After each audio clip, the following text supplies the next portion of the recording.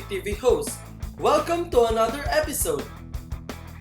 We're here at Teleperformance McKinley to attend the site's self-defense workshop. We will learn simple yet effective techniques that may come handy during high-risk situations.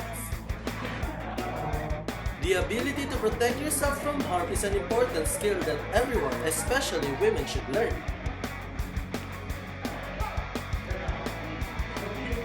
Self-defense is often overlooked in this day and age, where crime is unpredictable.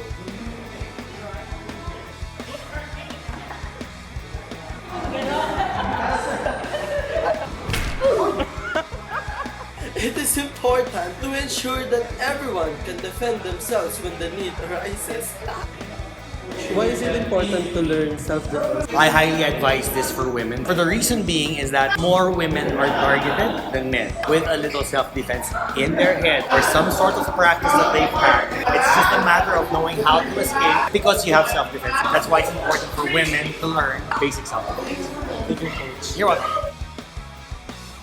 Danger lurks everywhere. You'll never know if you'll be the next victim. What we're trying to share here is having the option to survive. We'd like to give them a fighting chance. Why did you join this workshop? Of course, I want to empower myself as a woman. I want to protect myself and share my knowledge with my family and other people. It's better to be prepared. Be empowered!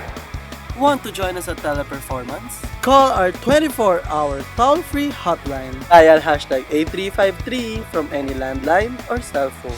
Remember, it's hashtag 8353.